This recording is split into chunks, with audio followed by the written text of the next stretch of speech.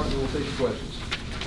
Yeah, I was really proud of our guys tonight, the resiliency and composure and kind of toughness they showed.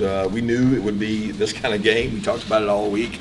We actually showed clips from the last time we came up here in terms of the number of snaps played and the shrinking of the game, which I think is really smart by Mark, and keeping the game tight and lowering the number of possessions. With the weather conditions, you're going to play in these kind of games like this, and really proud of when our guys' backs are against the wall, how they come out fighting and what they do. Certainly could have played better probably in the red area. Could have stopped some drives defensively. We gave them a couple conversions on penalties and things, but I give Kentucky a lot of credit for bounce back, being a really physical football team, and we won the line of scrimmage tonight, which we had to do. So with that, I'll open it up. Coach, what's the message when they are limiting possessions like that to your offense? Not to press, maybe just do what we do? Yeah, we knew it was going to be that. We had 3 possessions in the first half. I don't think they had but 3. And we talked about, limiting the number of plays we would carry, get really good at what we do, be efficient. The efficiency was there other than the red area. And it was tough in the red area. They do a good job. They jam-pack you down there. They don't pressure a lot. They have lots of levels in their defense. And our probably inability to run it in the red area hurt us more than anything. But, it gave Pod a chance to be clutch, and he was. Those are not easy kicks when you got 16, 17 mile an hour winds blowing around. Yeah, that was red area was a problem all night. Why would, when you take points there on the last possession when you got 4th and goal? Because I feel like to win a game, you need to be able to run it in from 4th and 1. And if you don't get it, they got to go 99 yards. So those are decisions I get to make. Would you say to Kenny to get his first career guard rushing? Awesome. Kenny ran the ball really well tonight. Physical, tucked the ball up. I thought the offensive line was really physical. Did a good job in the run game to be able to get the ball out of there a couple times. And, for him to hit 140, whatever he hit, 143, that's awesome for him. Probably could have had more. He shared the load with some other guys, and Kendall did a good job when he came in. I thought all those guys ran the ball well. I know there's more ball to be played, but how does it feel to be 8-0 in the SEC back-to-back years with this team? Hard to do. Last 40 years, there's only been 2. And it's hard to win on the road in the SEC. You look across the country today, you see the environments people were playing in. You see it's different. You find out real quick who really wants to play football and who's just a football fan. And you have to be able to win in games like that, especially in November.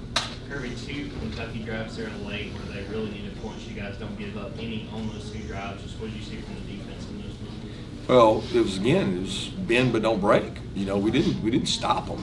They ended up getting down the red area, and the wins on 4th down were the difference in the game. And our ability to stop them on 4th down was big, but our inability on some of the 3rd downs to get off the field hurt us some. Our offense was, I think, 6 of 12 on 3rd down, so they continue to be one of the most efficient 3rd down teams in the country. What kind of effect did the wind have down there tonight? How windy was it from your perspective? 16 to 18 with gusts to 25. So, it was windy, but it's more about what you can and can't do in those conditions. And again, I think it affected Kentucky. It affected us. The wind's blowing one way. You got to think about when you're passing it, when you're throwing it. We do studies all the time about how it affects games when the wind gets up around 20 miles an hour. It's very different in the way you play the game. You got to be methodical. You got to be smart. You're not going to get many possessions. Along those lines, it wasn't a real pretty game for Stetson. Is it conditions plus defense that's pretty good? Well, again, where he's good is loose plays, getting out in space, being able to do things. There wasn't a lot of that tonight. There wasn't a lot of opportunity for that. Their defense is also pretty good. He's played against their defense a couple times. I know 2 years ago up here. They do a really good job because we get to watch them week in and week out. So they do a great job. You didn't see Tate and also Denylin not being here. Just what were both of those guys doing? Denylin has got a little bit of a hamstring knee bothering him. So he went some during the week. We didn't think he was able to go, so we brought Muse down. And Tate had a sublux last week, and he practiced most of the week. He tried to go, but didn't feel like he'd be able to go in the game, so Devin went in there. Obviously, you're facing crowded boxes in those situations. Are you concerned about the inability to get those 1 yards in those situations that you run up into, especially tonight? Yeah.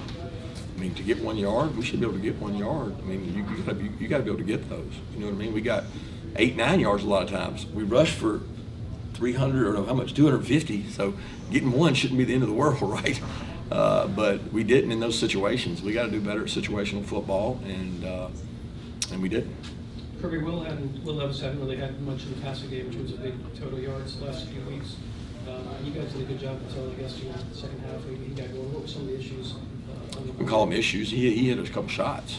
You know, you got to play them different. You got to play, if they're going to be methodical and run the ball, then that's what you're playing for. They got a good back. They're physical.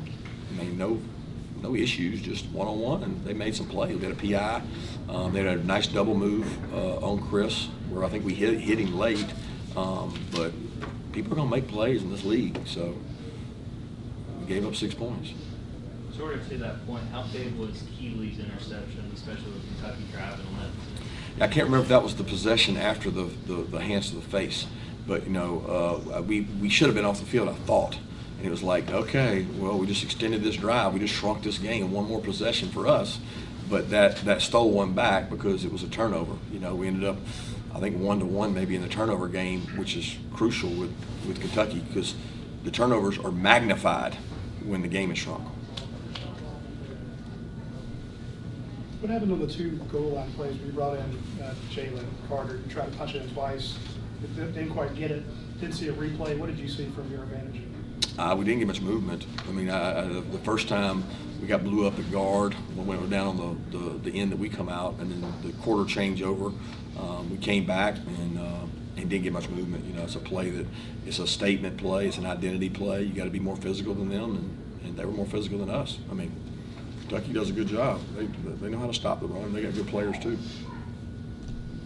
How do you get your players prepared for a physical game like this 11 weeks into the season? I mean, you're already at the back end of your schedule. You get them ready for this in the offseason.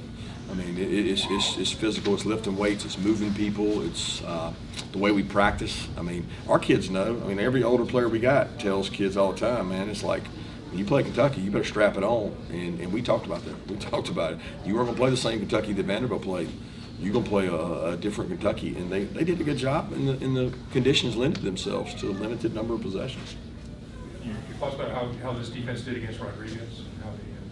Yeah, he went 17 from 52. I mean, he is one of the most physical backs I have seen in all my years in the SEC, with Benny Snell being right there with him. I mean, he really does. He seeks contact, and it's hard to get them behind the sticks. So if you don't get a team behind the sticks that's willing to go for it on 4th down, you can play a lot of snaps.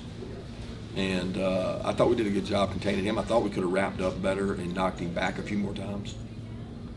Were you expecting Levis to pass more or pass and run like he did today?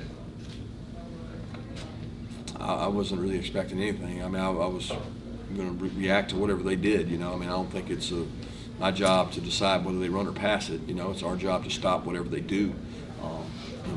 And that's what we try to do. There was a lot of time before you decided to go forward on 4th and goal there. The quarter ended.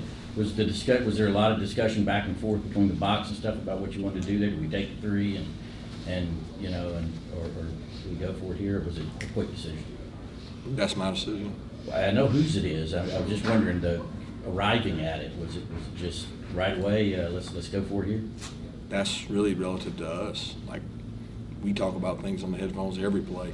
That just gave us more time to talk about it, but I don't have to share with you what was said, do I? No, I didn't you think don't so. have to. I'd love for you to. What happens on the headphones stays on the headphones, Chip. Sorry you're not privy to those. Y'all start paying a lot of money, y'all might get some access on those headphones. But that was a decision that was made by me, and I wanted to show confidence in our players. And if I had a chance to go out there and do it again today, I'm going to go over there and say we're going to do it again, because that's what I believe in. That decision was made 15 years ago on philosophy.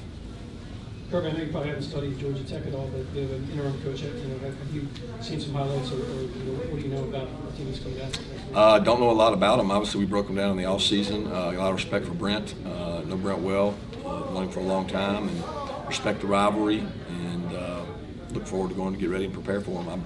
I'm looking forward to honoring our seniors in this senior class, who has a chance to be the winningest class to ever play at Georgia, and they had a COVID year, you know, where they had a limited number of games. When looking back on this in the SEC schedule, you all faced a goodly number of really good quarterbacks. I think were able to handle it, you won. So what does that say about this defense and how they can respond to real players of quality? Look, I was proud, but we got lucky tonight too. They had some drops, they had some missed throws that, looking back, were like, did we stop them or did they stop themselves, right? And we got to continue to get better. I don't want to say lethargic win, but it was very ho-hum.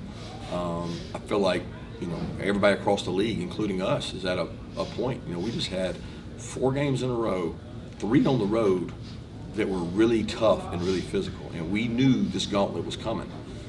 And our guys put their head down and worked really hard. Regardless of who we faced, we've stood up to the test that we've been asked to, and I'm proud of what they've done, but we're not where we need to be, put it that way. We've got to improve on both sides of the ball. Does it say that this team was able to go through that gauntlet and win each of those games by double digits? Hellified leadership. I mean, for the leaders on this team to stand up, and I asked them before we left to come here in the team meeting, what makes you different than last year's team? And they said, our response to adversity. And I put 15, 16, 17 seniors at the front of the room and said, each one of you, tell me what this game means to you. And because you could say, what are they playing for? Well, playing for a chance to be the winningest team, one of the first teams to ever do the 2 undefeated, chance to dominate on the road, chance to win on a 4-game stretch that I don't know that I've seen a 4-game stretch quite like that one in our league.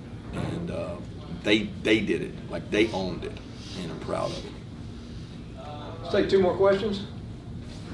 Is that kind of the character of this year's team? They don't necessarily dominate like last year, but they respond when they need to. I think they really believe in that. I think we've built some of those DNA muscles that maybe last year's team never got to flex, and this year's team has. I had several kids come over and bring me a composure card today when I was, upset after one of the calls, and they flashed a composure card, and I immediately said, you know what, they're right. Nothing we can do about it now. Go play the next play, and they really believe in those things, and they have responded to some adverse situations. They've been in some tough situations. It's a big question, but how do you get your football team to be so player-led? Seems like 2 years in a row you've been a player-led football team. I don't know if last year's group probably rubbed off on this year's group, because we're reaping the blessings of having watched those guys do it, and they want to emulate what those guys did. And there's some really good examples of wanting to do it right and wanting to be successful and following those other guys' footsteps, because so many of these guys are first-time or second-year players. Thanks, guys.